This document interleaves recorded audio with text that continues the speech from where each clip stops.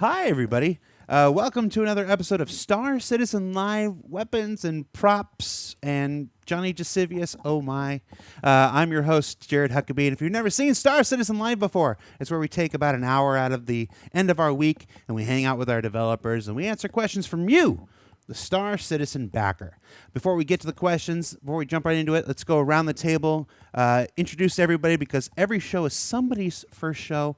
And so we'll start immediately to my right here. Johnny, who are you? What do you do for Star Citizen? Why are you here? Hello, I'm lead FPS systems designer, and I work on if you didn't guess, a lot of FPS systems. I've been on here a few times already. I've been working on the weapons for years, and we generally just work on a lot of the on-foot systems in the game. So some of the things in game right now, like temperature, food and drink, and we're currently looking at the medical systems at the moment. But yeah, I've primarily been looking at weapons for the last few years, which is why I'm here today. All right, welcome to the show, Johnny. Thank you. Ben, you escaped Star Citizen Life for so many years, and now in the last 6 months, you've been on here 3 times, I think. Who are you? What do you do for Star Citizen? So I'm Ben Curtis. I am the art director for ships, but more importantly today, weapons, and dabbled in props in the past. All right. Jake, no stranger to SCL. Who are you, and what do you do? I'm Jake Taylor, and I'm a weapons artist. I make all the weapons that you see. Well, not all of them, but some of them.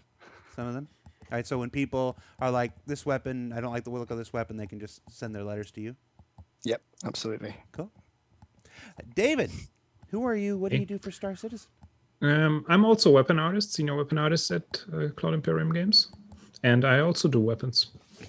The ones that Jake don't do. I appreciate how low slung your camera is. When I switched to your main camera, your mouth was hidden behind the graphics, so we'll have to watch out for that. There you go. Yeah. And then there's last but certainly not least, Cory. Who are you? What do you do? And what's your favorite color?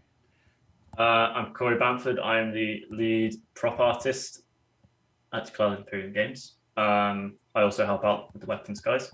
I mostly manage the team at the moment, but I've had a history of making boxes. As you can see behind me, they're not all mine, but this is a selection for you. We maybe get you to tilt your camera down a little bit. I did that on purpose. Sorry, I was trying to Nope. There we go. All right. So those are some of the esteemed members of our weapons and props team. We are taking questions live from the chat, everybody. If you preface your question with the word question in capital letters surrounded by brackets, that's going to help us pull it out. I will say that everybody here is from the weapon and props art and content team. So with the exception of Johnny, he's a designer, whatever. But basically, the focus of the show is on art and content and stuff. So if your question's about how it gets made and stuff, that's appropriate for the show. If the question's about when will it do this or why does it do that or whatever, that's more a feature thing, and that'll be a different show later in the year because we do this every single week. This show's on the art and the content. Feature stuff is a different show. Keep in mind also when we selected the questions from Spectrum, noticed a lot of them seemed armor related. Like folks didn't. So some folks may be confused. Armor is a function of the character team, not the prop and weapon team. So I would have thought that was obvious, but there was quite a few of them in the thread, so we're going to point that out. All right, so we're going to start right off the bat with one of the most voted up questions. Johnny, you said you were working on medical stuff right now. What can you tell us about medical tools? And this is for everybody, not just Johnny. Yeah, sure. So I can start us off at least. So yeah, we are currently working on medical gameplay, and the plan. So I won't go too deep into the feature work, but the things that we are releasing alongside that, I want to release alongside that, are the multi-tool attachment and the standalone medical tool. So the multi-tool attachment is a bit simpler in its use. Essentially, you'll get a lot of the information that you'll be getting given on the dedicated tool, but all you're really going to be able to action from that is heal someone, like kind of in the traditional way that a med pen might do now. But you will also get the additional information that tells you what long-term injuries someone might have sustained. So you're able to at least go like, oh, I've got additional medicine in my bag. I'll be able to deal with that. Or it'll be like, hey, you need to go to a hospital because you can't walk anymore. Although that might be a bit obvious without the tool.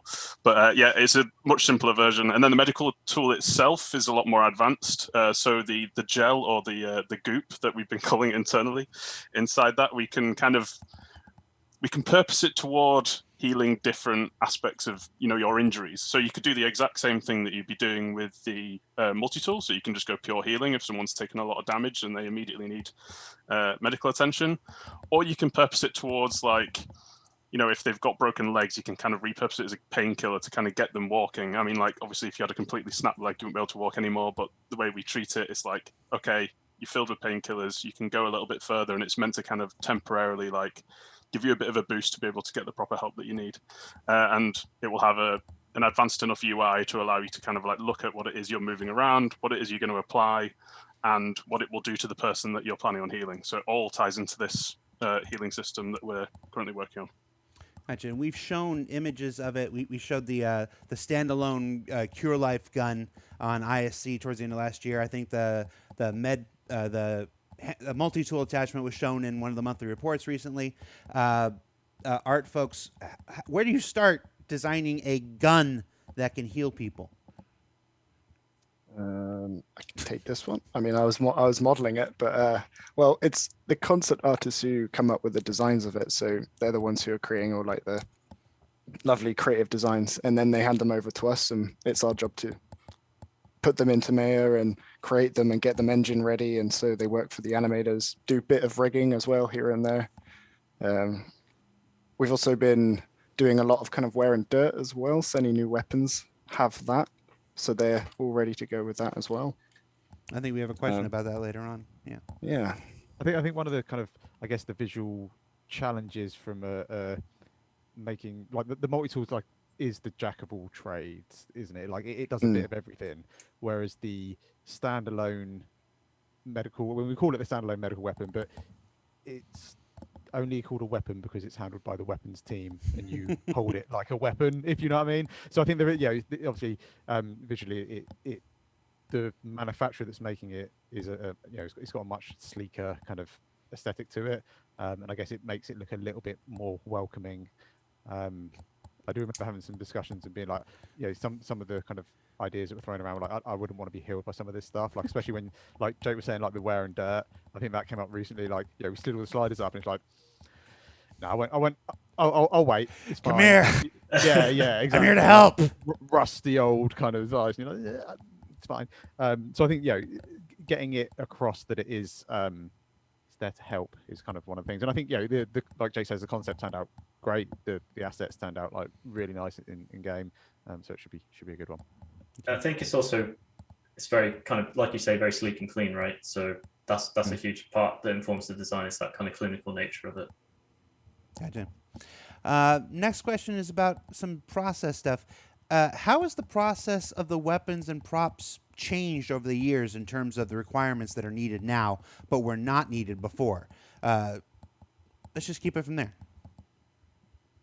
Do you want to go? Yeah, go on, Ben. No, you got me. I mean, I'll start on the weapons side. I think one of the things that has kind of improved over the years, or not necessarily improved over the years, but changed over the years, is that we try and kind of invest a little bit more time in the kind of concept phase, like kind of Jake's already mentioned, but to try and make sure that we're solving all the kind of the visual questions as early as possible and trying to get that kind of concept nailed down from the start. So that's kind of one of the things that we've it generally works out a lot better for the kind of the development team, the guys that are actually delivering the asset, if there's not changes in the direction during the process of that. If possible, there's always going to be challenges. Yeah, if possible, there's always going to be challenges and things that you need to resolve when the concepts come in, because they never you don't see the concepts in the player's hand and you're not running around with it, and until you get to that point, you don't know exactly. It can be the prettiest weapon in the world, and then you get it in the character's hands, you're doesn't quite look how I expected it. And we're doing things. Concept kind of take care of that, and they do a lot of things with the character models and things. But I think until it's got into the animators, the designers, the weapons artists' hands, and to play with, is kind of difficult to judge. And I think that's probably the other change that we've tried to make, at least kind of more recently, is that we now try and front load as much of the kind of like the setup work as we can in the pipeline, so that we're not taking an asset to a kind of final asset and then it gets handed over to the other department. The kind of like the makeup of the team has changed slightly, so we're working much closer with design and animation to make sure that it's getting, as soon as the concept comes in, the art, like David and Jake kind of try and get that in game as quickly as possible. It might look a bit rough, but it gets the idea in game and lets people play with it. Yeah, like we would talk with the animators quite a lot now. I think that's probably the team we're like the closest with in terms of how often we're talking with them. Like we'll get that block out in, and then they'll be like, "Oh, this doesn't quite work. Let's review this." Like this, I think with the shotgun in particular, like the shoulder would have to like stretch way forward. That wouldn't quite work. So we had to make that shotgun much more stubbier, and overall that kind of changes the design quite surprisingly. So yeah, and that's really beneficial of the new kind of pipeline that we've got, and any changes that we've made. I think metrics are probably one of the biggest changes for every content team, not just weapons and props. As the game progresses, metrics get refined, better defined. Yeah. Also, the female rig that we added, that also caused a couple of issues that we had to like rethink or go back to older assets and change them a little bit, so you have the grip a little bit more towards the character, so the arm doesn't stretch too far to the front. And I think just things like that we didn't think about earlier. Yeah. I mean, I think the key is as well is like the process keeps changing as we go. Like Dave said, like you add the female rig, add some more steps in the process. You add attachments. You've then got to make sure you do all the attachments work and all the attachments checks as you go as part of the pipeline. And then for the future stuff like magazine stripping, like now got to think about the process and how that changes going forward. So it's constantly evolving and updating based off how the game changes. The only constant in game development is change. Trademark. It's very much the same on the prop side of it, really. It's mostly like, I guess if you take, for example, like usables, a lot of assets that were previously considered just dressing, you could kind of consider, it's going to be carryable. It might have, power. It might have, it might have certain features associated with it. So we've kind of, there are instances where we've created these assets, purely as an art content team, we've created them as dressing, and then we're having to retroactively, as new features come online, we have to consider how those impact our kind of existing assets. We're a lot more conscious of getting ahead of the curve now than we were 5 years ago when it comes to, okay, I'm creating a new asset. There aren't any existing ones. Let's make a template for it. Make sure it gets signed off by the relevant departments. We're creating a usable on an existing asset. Let's corral our library of assets and kind of, review them, make sure they, if there is inconsistencies, making sure we're correcting those. Basically, I think also just considering how to make things more scalable. And also, there's a bit of like one of those elements of, especially with the props, is that you dress an environment and then you get a designer or someone running around that environment and they're like, "Oh, actually be really cool if this asset would do X, Y, or Z, or I could do a mission here and we could have, whatever functionality we might then need." And it's like, yeah, cool. I just thought it was a bin, but okay, if we need to, if we need to add, support additional things, or like I say, the kind of like the things that we could do if we had the time to do them, like everything can function. But it's about kind of seeing, what's the most important missions and that sort of stuff. But I do, a lot of it, like I say, you get from just getting in the environment, running around, being, oh, this would be really cool. And then that, gets added to can we have this feature, please? And on the list it goes. You can answer almost every Star Citizen question with the word priorities. Yep. Agreed. Next question. We have alien ships. What about alien FPS weapons? I can speak to this from a design side first if you want. Basically, it's something that we really, really want to do, and obviously we plan on doing at some point. But I think I may have said this before. Essentially, we're trying to build out our more standard set of weapons first. So everything you'd basically expect to see in an FPS game, all of the tools available. You want your anti-vehicle weapons, LMGs, rifles, all that stuff. And we've got these existing human manufacturers that we want to build out while we've got our heads in the right space to do them, so we're not jumping all over the place. But yeah, it's the most exciting part of making weapons in my eyes. When we start to visit this new tech, we get to speak to the writing team, talk with them about, what would this alien race have technology-wise that differs them from these human manufacturers? Then that ties into the art, and it's like, how can we get this tech level across and this special functionality across in how the weapon looks, which then ties into animation, and you talk to them as well, and everyone's just getting really excited about this new thing that you're doing, and everyone gets to input and kind of like shape this weapon together.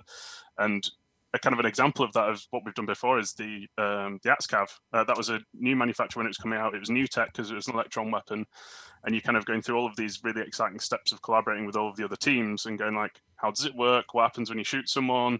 Speak to the VFX team, speak to the art team.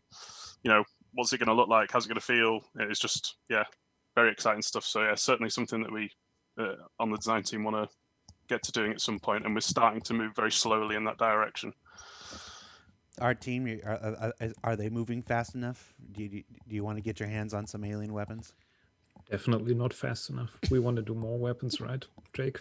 Yeah, absolutely. I mean, I really do. Like with the alien weapons, they're quite complex, and they're much more organic in their form. So I think they'll be more challenging, but that's kind of part of the fun of it, really. So yeah, I like to do some more alien weapons.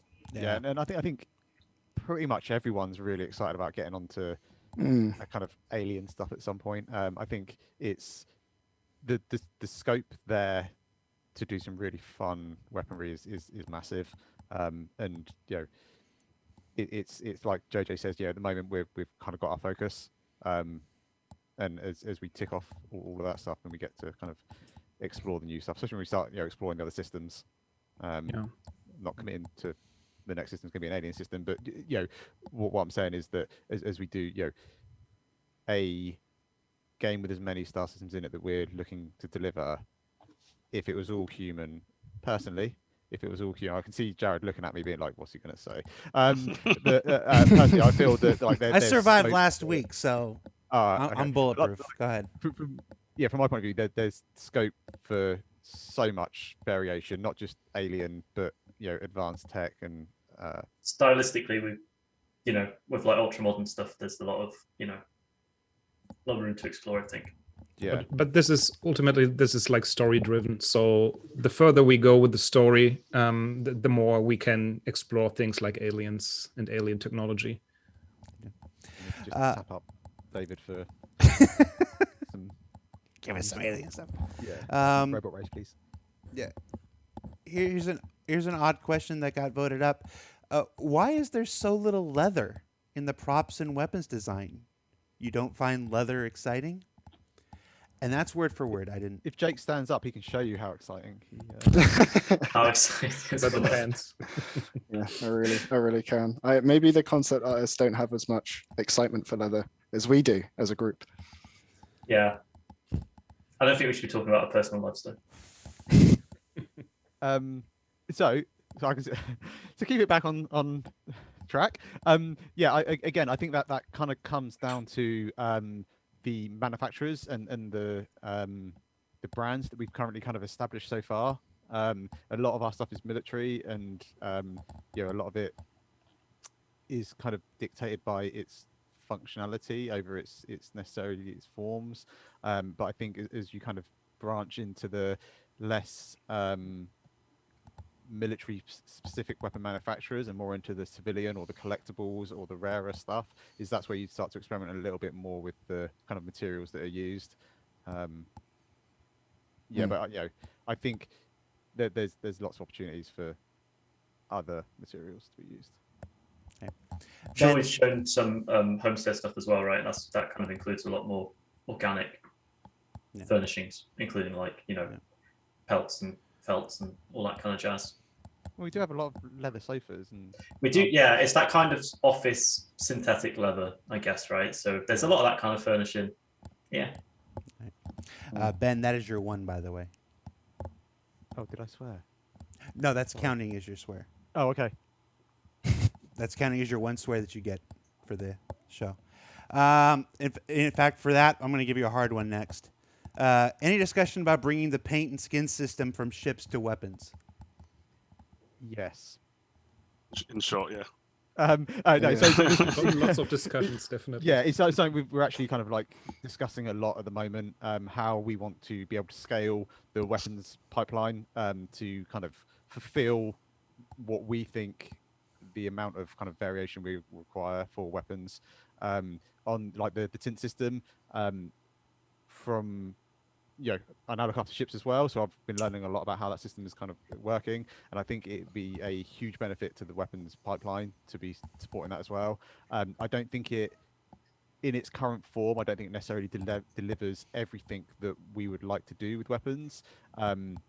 So I think there is going to be still some kind of technical challenges that we're going to need to overcome. But the way we're doing it at the moment is definitely, me and JJ kind of every kind of like month or two, JJ's like, "Well, we're up to a skins, Ben. When are we going to do the conversion?" I'm like, we'll get to it. But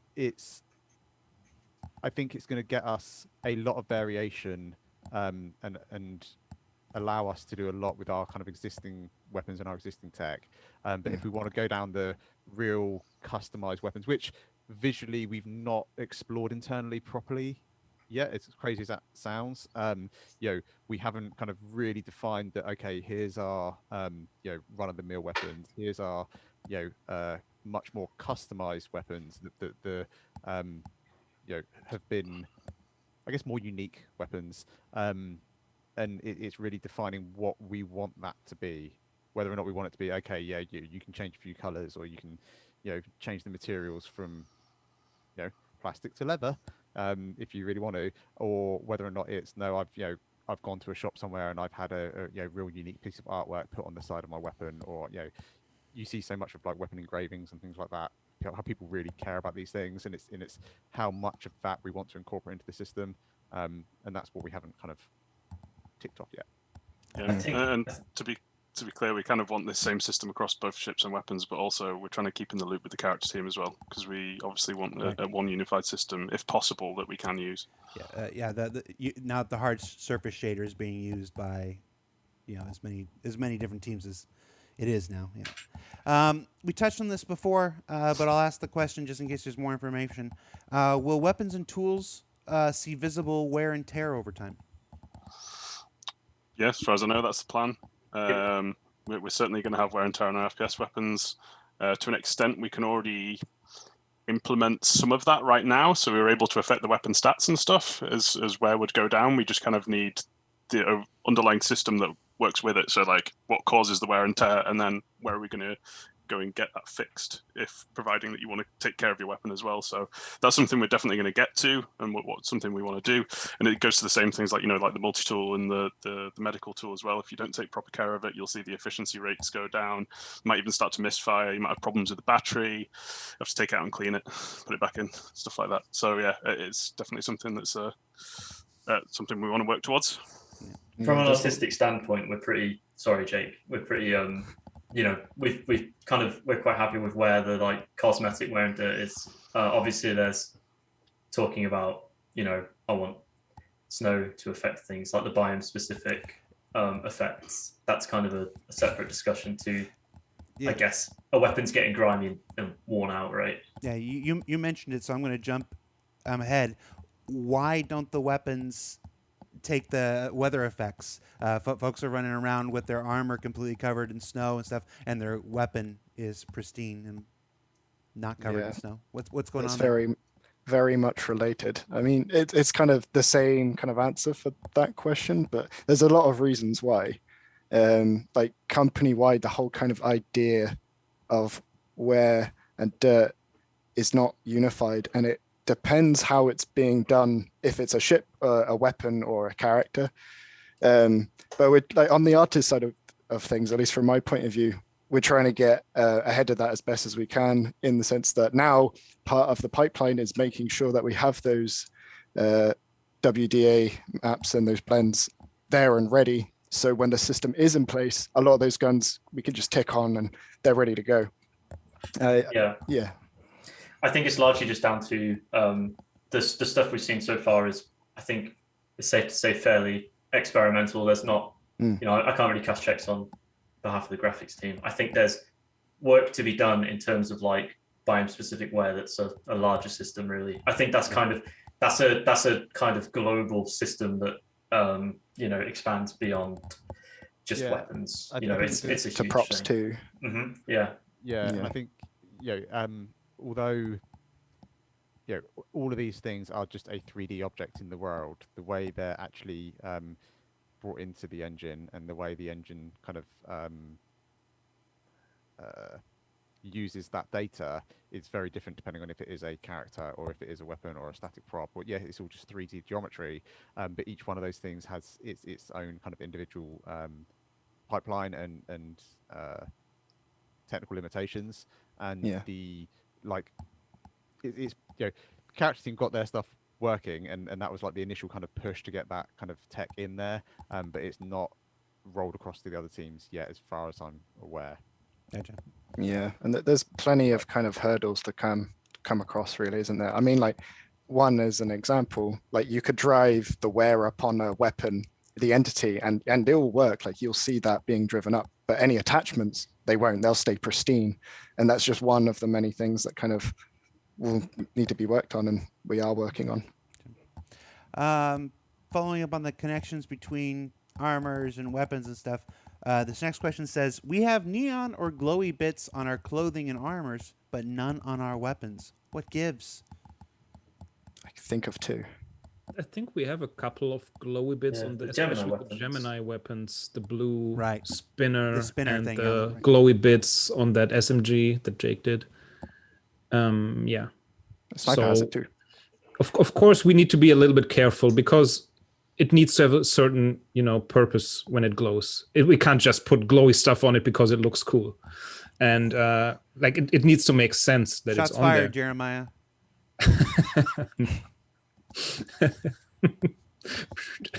No, yeah, I mean, like weapons usually are like, you know, like from a tactical perspective, they don't glow that much. Of course, futuristic weapons like the Azkav weapon, they have glowy bits, and you know, when you like reload or if the flaps at the front open, you can see glowy bits inside.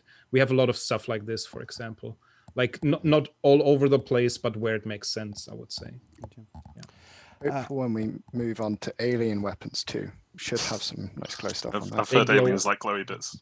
They definitely glow. They do. Just straight up Iridian weapons from Borderlands. All right, JJ. Calm yourself. Are there any plans for bigger melee weapons like power swords, chain swords, power fists? It's a Warhammer question. Why is this geared towards me? I don't really know why you'd It really suggest. was in the thread. It really was. What you got? So we don't really have any plans at the moment. We've certainly got nothing set in stone. Right now, it doesn't really fit in with the combat that we're currently pushing for. Like if you end up, especially if we're talking about like a military shooter, are you really going to want to run across a planet surface at someone with a sniper rifle with a giant chainsword? I mean, it sounds very fun, but it's not going to be very practical. So, I mean, at the moment, it's not something that we're focusing on. Like big weapons as well. They'd be taking up like a slot on your backpack. Like, you know, chainswords. If we're talking about chainswords from Warhammer, they're absolutely massive. So, like, if you're talking about using a big two-handed weapon, it's going to take up a lot of space on your loadout. It's going to be a bit unwieldy, and it just doesn't feel very Star Citizen. It's not very like, I mean, you can, like you mentioned there, like energy swords, like you can go down that route as well, but we've just kind of not found a space for them at the moment. But I think it's definitely a case of never say never. Like we never want to say we're never going to do these giant weapons like giant thunder hammers or like chainsaws or anything like that. Super cool weapons and stuff that might be really good for boarding, for example. But yeah, at the moment, no plans. I'm going to follow up that question though with another one. What kind of non-lethal weapons would you like to see personally in the game someday? You can just go around. Sure. Yeah. I mean, from a feature point of view, we've obviously got electron damage already in. We can kind of pull the levers on that to either be lethal or go full stun essentially and knock someone out. Or we've even got the idea of blunt force actually doing stun damage as well with the melee combat. So personally, like, it ties in really well. We could certainly do something like a taser-like weapon that purely does electron damage that will basically knock someone out unconscious and allow them to be captured. Yeah, let's go ahead and expand the question. Either non-lethal weapons or melee weapons. What would you guys like to see? Shock gloves. Shock. Actually, we like internally we did like a little test on melee on one melee thing, and the thing is, like, also you need to make sure that it looks really good from first person perspective, and that's where most games cheat a little bit from the perspective where it's like right in front of your face basically, and that's not how you hold a weapon. Yeah. And we need to also make sure that it looks good in third person, right, from the outside, you know. And that's also one thing that's really that you need to a problem that you need to solve basically when doing such weapons. Yeah, you know, we've got the toy pistols, and they're technically a non-lethal weapon. I'd love to expand it. Saying. We worked hard to get those. We worked hard to get those in. Then I know I had to get them in somewhere. You can just imagine Ben disabling my ship, kicking the door down, and coming in with his toy pistol, just firing little foam darts at me. Oh no! I give up. I had an 18-month window where I was shepherding the subscriber program, and I was like, as long as I'm in there, we're getting crap like that. So yeah, and I think I guess, you know, non-lethal. I don't know. For me, I kind of feel like what I'd love anyway is anything should be a weapon. It's something I keep on wanging on about for each team. Like if I'm in a bar and there's bottles, tick, weapon. You know, if you're in your ship and in engineering and there's tools, weapon. Like it shouldn't. That's the way. That's sandwich. Yeah, non-lethal. I don't know. Maybe it could be lethal, but yeah, like I think being able to pick up anything that kind of makes sense and be like, actually, yeah, we can throw stuff at the moment and do that sort of thing. But yeah, we're not that far away, surely. Being able to lob heavy boxes at people from balconies and, you know, just completely squish them would be quite hilarious. With all the talk about fire on ISC, are you planning any flamethrowers or advanced fire extinguishers for our future? So, fire extinguishers definitely. We have fire extinguisher props already, and having them function would be obviously, you know, good for that system. Yeah, from the weapon side, we've been thinking about things that we can put out that, you know, someone could take in their loadout. So, like, if they were, for example, playing as part of like a big multi-crew ship, and one of their jobs is essentially to make sure they are literally putting out fires, like running around and dealing with those, then we definitely want someone to have something on them as well as we need to think about the props that we've got in there at the moment. So if someone is completely unprepared, they could just go and grab something and help put it out. Flamethrowers, obviously it's been talked about because as soon as anyone mentions fire, flamethrowers come up. But I think at the moment, with there being so many ways to start fires and not very many ways to put them out, we want to focus on the fire extinguishers for now. Safety first. Can we Exactly. Tie that in with the power fists and just have like flaming power fists? Fire gloves. Yeah. Johnny, can I ask you a question? Sure. Is that allowed? Am I allowed to ask questions? I don't know. Ask Jared. Thanks, Jared. Well, that might be a risk as well. Yeah. Do we have any plans for like fire suppression systems in buildings and the likes, ships? In ships, there's just like an airlock. You just open the airlock and then there's no oxygen, so there's no fire. I can't commit to anything. But good question. Over JJ, I'm not gonna. I personally not been working completely directly on the system. Parts of our team have. I've not heard discussion about fire suppression systems being built into ships, but obviously it's built off the room system. So even though you're kind of half joking there, Ben, if you did vent a room full of oxygen, then the fire would in theory go out, unless it's got fuel that can burn without an oxygen supply, essentially. So there are definitely environmental levers that we can pull to, you know, if, say for example, if we, you know, had a petrol can, in theory you could make the fire bigger with that. Or if you like were pouring water on, then obviously the fire would start to douse and go down, like the flames would go down. So don't know if it's being built into ships or space stations, but it's certainly something we could do from a systems side. It's not being built into ships at the moment. I can tell Okay, you how much. good. Yeah. At the moment. Yeah. the moment. Until moment. Ben gets the email that he's dreading. After this Thanks, call, Rory. actually. I'm writing it down. After this let's see. This next question would like to know if Blender is used by the props team and how far it has been implemented into your pipeline, or are you using 3ds Max like a pleb? We are definitely That's what it still says. very pleb-like in our use of 3ds Max. It is. I'll put it this way: there's a lot of artists who are very enthusiastic about Blender and would love to use it on a day-to-day basis. However, we have. I mean, this is just my personal opinion. We have a massive library of scripts and also a custom exporter for our engine that, obviously all of that would need to be ported over before it was something we could consider. I'm not sure how the tool programmers feel about that. Probably they're like, nah, mate. So, there are artists who are very passionate about the use of Blender. I'm not one of them. I'm still a knuckle dragging idiot. But I would love to learn to use Blender. I just don't really have time at the moment. But yeah, basically not right now. They use it on some of the concept artists use Blender, and they take advantage of the fact it's got its own PBR engine to like present stuff. It's a very nice workflow for them.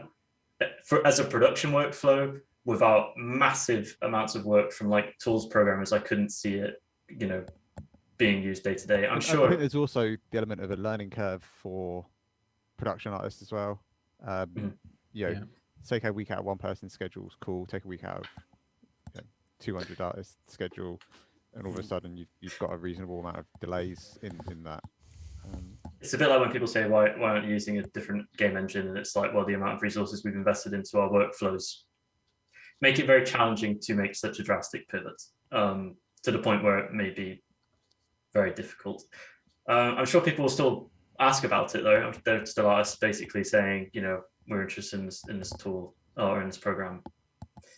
I personally, I don't see it kind of coming in, but that's not to say there's any reason other than that it would just take a lot of time for programs. Don't feel bad, Cory. My training capped out at Bryce 3D way back in the day. Like on weapons, we use usually Maya, which usually is also a struggle. If you come from Max to Maya, you need to learn a lot, and the same thing would apply for Blender. So if one person has a Blender file and the other person needs to work in that file, they would also need to know the software. And training people and so on, that takes a lot of time. And as Cory said, all the tools need to be converted to the other software, and people need to know everything about it and all the little tricks. And getting one file from one software to the other causes a lot of problems, especially if you consider animations, rigging, and so on. Yeah. And yeah, that's the whole reason behind it, I would say. What are some of the weirdest inspiration references you've used for weapons and props? I guess we could say, I don't know, like the turtle that came about because one of the concept artists just drew a tiny thumbnail of a like table or something, and there was a little turtle on it, and we were just like, well, it's in the concept, so we're going to have to make it now. So we made the turtle.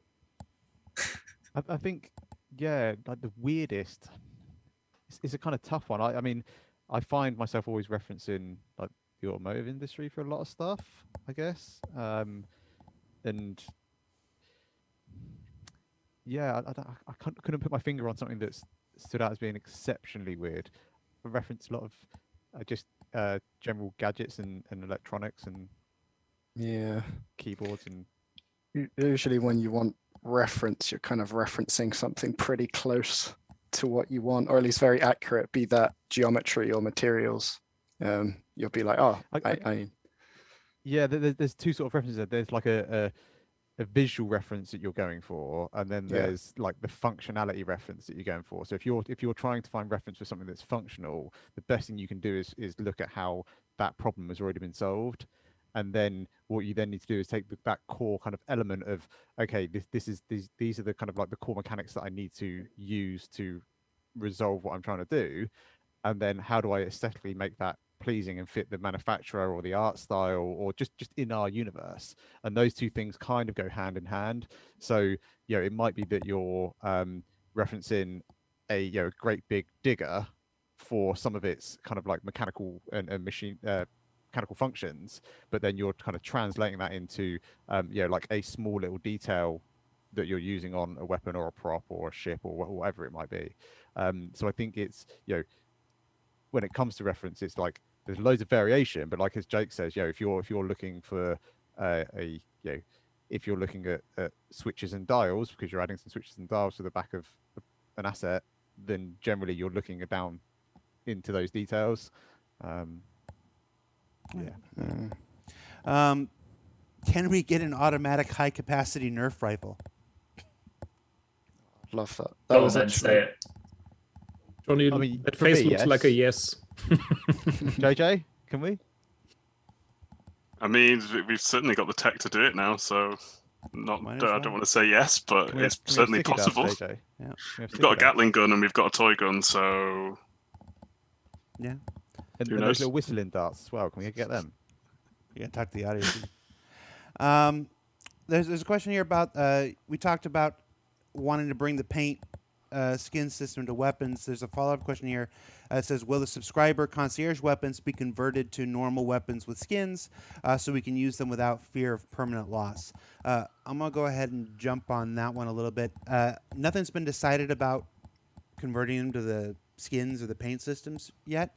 But as far as the permanent loss, one of the things that we're driving towards is using the reputation system to resolve that issue.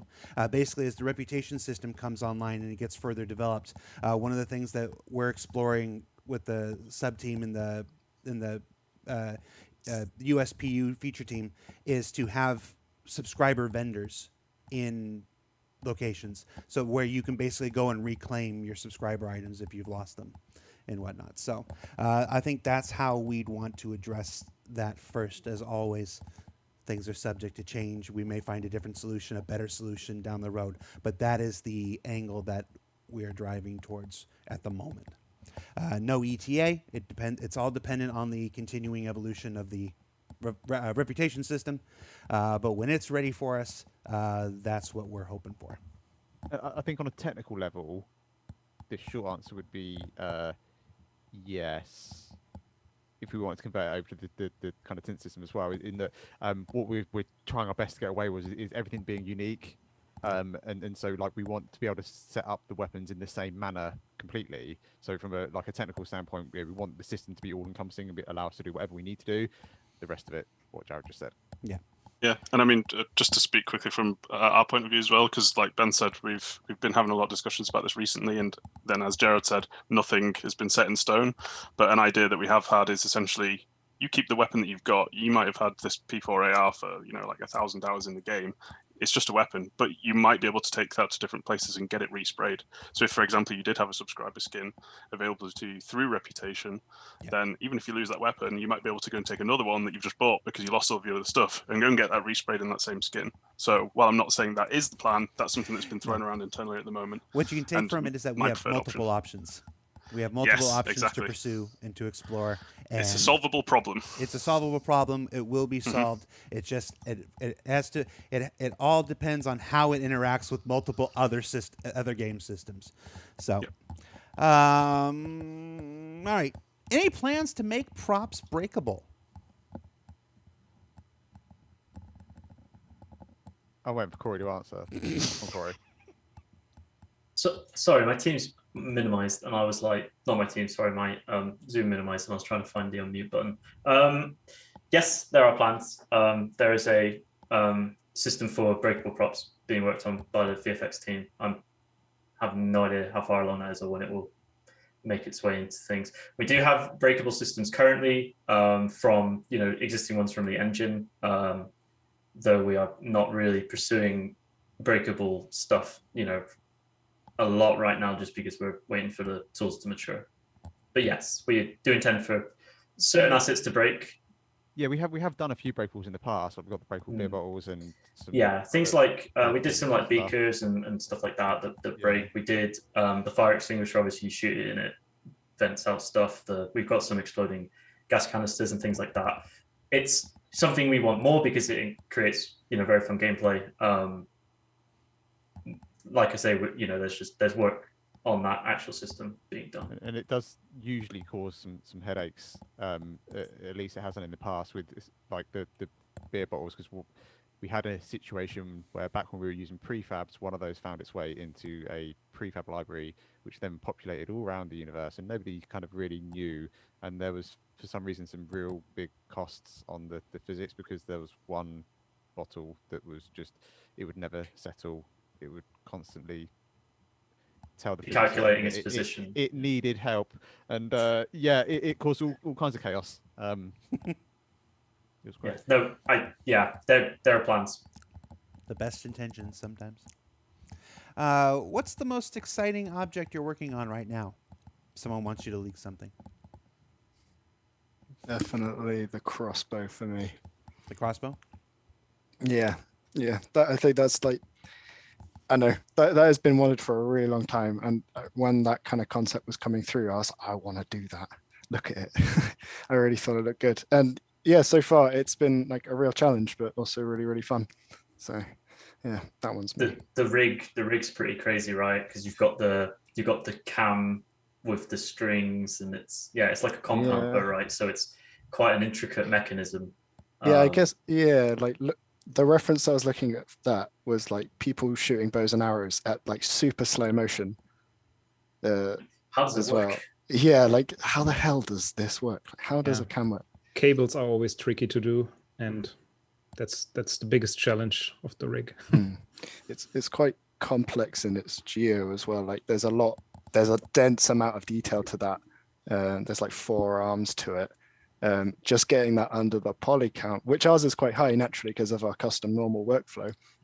Just getting that under that highest poly count was pretty tough, while keeping it looking really dense in detail. But I did it, so it's there. All right. What about anybody else? Well, I'm working on 2 things that I think we haven't talked about yet, so I better not talk anymore. The Vault stuff were all right. The Vault stuff? Yeah, that's all right. That's all right. Yeah, I'm working on that Vault parallax rifle right now, which is also pretty cool and has lots of detail and has the same issues as the crossbow of too many polygons that need to get optimized. And yeah, that's a really cool one, and I really like that. Cool. JJ, you got something? Jared, I'm excited about everything we're doing. And I'm in the very fortunate position where I get to see a lot of it in my day-to-day. So there's nothing in particular, and there's probably a lot of things that I'm not allowed to talk about. So let's leave it at that. Okay. Cory? Yeah. I don't... No, I wasn't. No, I was just going to... I'm done. What are you going to say? Tell me. No. Share your feelings. What do you got? I was going to ask you another question. Oh, another question. Yeah, so I obviously spend a lot of my time more doing management stuff, making sure the team's all happy and all that. I do sneak in a few assets here and there just because, obviously I'm an artist and I enjoy making artwork. So I do little bits here and there, things like hip flasks, like flare items and stuff that's kind of got it's not really a release task. So, something that's on the back burner. I jump on some of that stuff. So yeah. Hip flask. I did the handcuffs for the Star Runner trailer. So the little jumps. They were really fun. Stuff like that. So for this next one, it says, "How come Smoltz is advertised as beer, but if you zoom in on the ingredients label on the cans, it's clearly an apple cider? What the fuck?" That's mine. That's my one. That's your swear for the day. So we spent a lot of time before this call trying to find the Smoltz can, because I was like, nah, mate, the Smoltz doesn't have anything to do with apple cider on it. So I spent ages, trying to find the Smoltz bottle. Smoltz beer bottle just says lager. The texture on it is so illegible that you can't actually read the ingredients. I managed to find a very, very old reference to a Smoltz can that was in the locker from another universe, the Flare locker.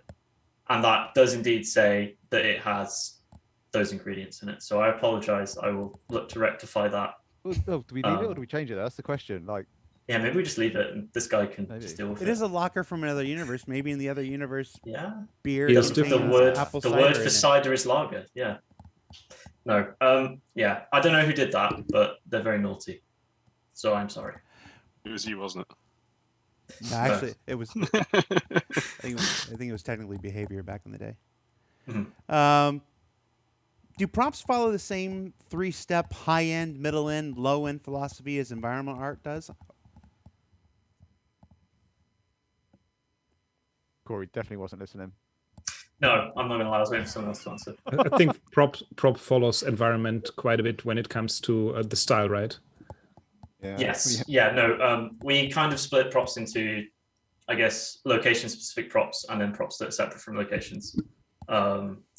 If it's, if we're making a bench for Microtech, it would adhere to that art style. But if we're making generic flashlight that is used everywhere, that would kind of have its own concept.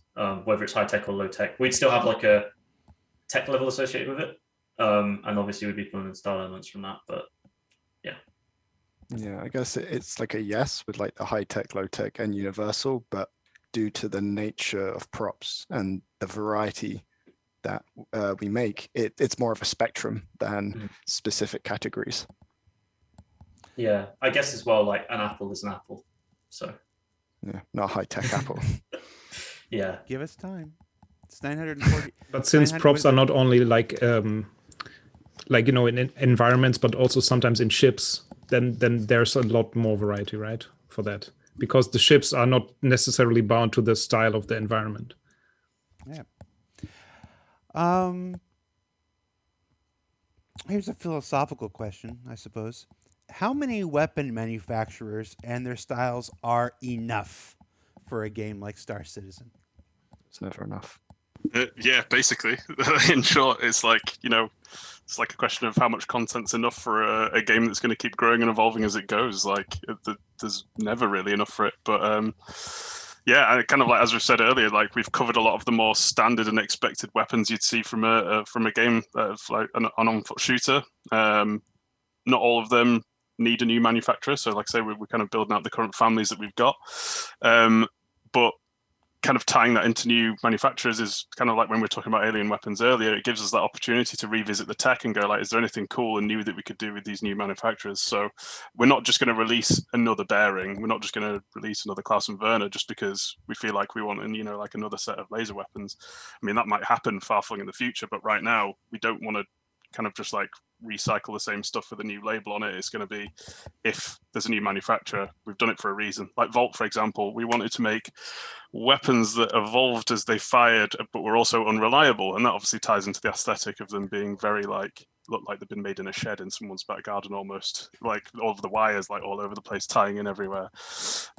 So yeah, that's at least why we make new manufacturers anyway. Yeah, I think everyone's going to say like a lot.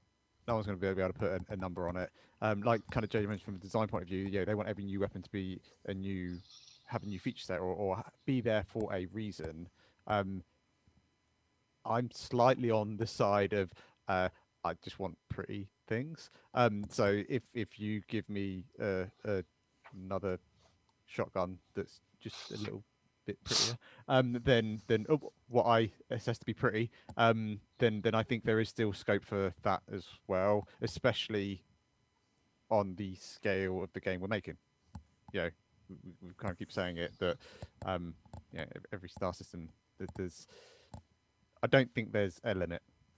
No, absolutely. Apart from how many we can fit in, and with a handful of weapon artists. We didn't go crowdfunded. We didn't eschew the normal publishing system to self-impose limits. We'll keep going until we're content. Just never. We just never. We're just gonna keep making the game better and better and better and better. And this person is a big fan of the woodish stock on the Atzcaf rifle. And as a tree-loving forest dweller, this person, not me, was wondering if we'll see more woodish or straight-up wood-furnished weapons. They're also offering to buy you all pizza if they got something like a Woodstock Kalashnikov. For pizza, you would definitely get one. Yeah. Yeah. Yeah, we're all on board with that. All right. If you send all of us each a pizza, we can make it happen.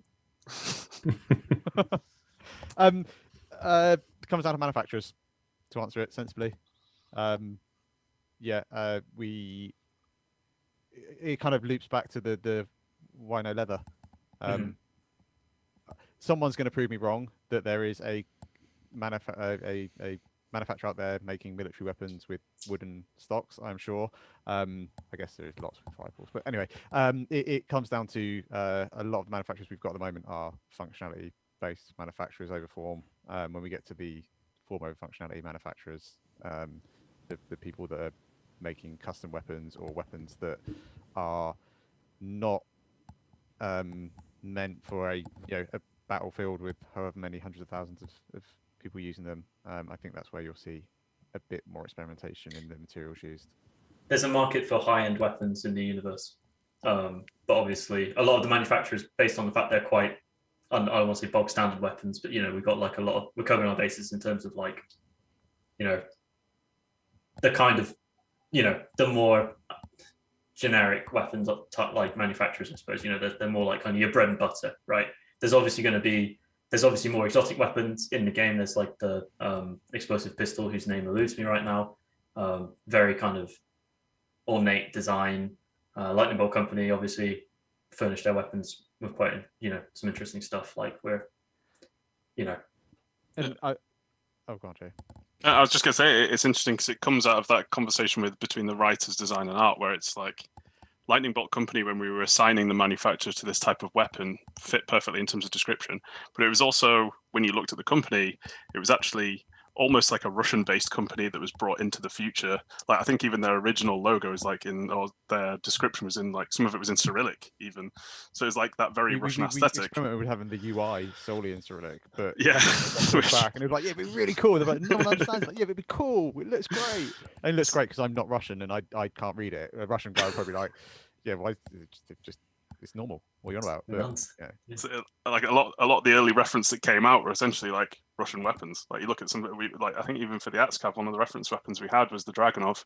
And while obviously the tech is completely different to that, it's not even a ballistic weapon, and like the barrel's completely different because it's got that electron tech in there. We wanted some elements of that to come into the silhouette, and obviously some of the elements from that to come into the materials that are used as well. So I think even in part of that process, you mentioned the Kalashnikov. I think that was brought up at some point. And while I'm not saying we're going to make a Kalashnikov, that will probably come up as reference when we start looking at assault rifles for the company. So, and I remember like it must have been years ago, having a bit of a discussion with one of our designers about magazines and newspapers and how they shouldn't be a thing in the universe because there's no trees. And it's like, wait, there's no trees. Okay, cool. And then that was discussed with like narrative and stuff like, oh yeah, we're not doing magazines because there's no trees. And they're like, there's planets full of trees. What you on about? I'm like, well, are you joking, why yeah, like why are we not doing like newspapers and magazine stuff? They're like, why would anyone ship one of those across the universe? Think how long it would take and how much it would cost to ship a magazine across. And you're like, yeah, all right, valid. That's a valid argument. I accept that. But when it comes to like bespoke weaponry or furniture or like these sort of assets, then it's probably something someone's going to keep and not just throw away instantly. We're trying to convey an aesthetic at the end of the day, which is quite futuristic, right? It's the same with like the cardboard boxes, for instance. We have a lot of cardboard boxes in the game. They were just like, that's just an asset that was made, quite a while ago. And it's just kind of proliferated since because it was, a box. Conversation, yeah. Yeah, it's easy dressing, right? And it's like, then people are like, why would they use cardboard? It's a future where you're kind of, the level of scarcity for resources is, and the refinement of resources is much, more advanced. Why would people still have cardboard boxes? And it's kind of like, well, maybe they, should we have cardboard boxes? I think there's still, I don't know. I'm sure some people will tell you we shouldn't. Some people will tell you we shouldn't. If trees are a commodity that you have, then I'm sure there would still be people that would be making cardboard. Yeah, it's a resource at the end of the day, right? And like plastics and stuff, you need to get it from somewhere. So I guess it depends on what resources you have available. I'm not sure if Jared's like slowly falling asleep with us talking about this, or whether or not he's like really invested. I can't quite tell. We do have pizza boxes made of cardboard, also. So you have to figure 930 years in the future they'd have some kind of synthetic, so they wouldn't need trees. Like cardboard. Yeah. Probably 3D printing magazines and books. out of some kind of resin polymer. That's it, guys. That's the show. I was just letting you go because you were wrapping it up. I just curious. Sometimes I just like to see the world burn, and I wanted to see where you'd go. It is a perennial challenge for me to be the forward face responsible person of the company, and then work with my own personal nature of just wanting to just wreck everything and subvert it all. So I like you guys. I can just sit there and just let you do it, and I'm like, and when I get in trouble when they come after me, I'm like, they did it, not me. Said anything that bad, did we? No. Okay, We'll talk about one of your comments earlier. All right, guys, that's it. That's the show. Thank you so much for taking the time. JJ, Ben, I meant Jake, the leather belt. I'm David, just saying. Corey, thank you so much for being on the show, for taking your time out of the week to be on the show. Folks, if you haven't heard, I don't know how you wouldn't have heard, but the Assault on Stanton is live right now on servers. Check that out.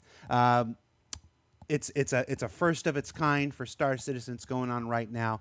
Be sure you jump in and take a look. For everybody else, I'm Jared Huckabee, and we'll see you all next week, everybody. Take care. Thanks, guys. Cheers. Bye-bye. Bye. Oh, I didn't use my swear word.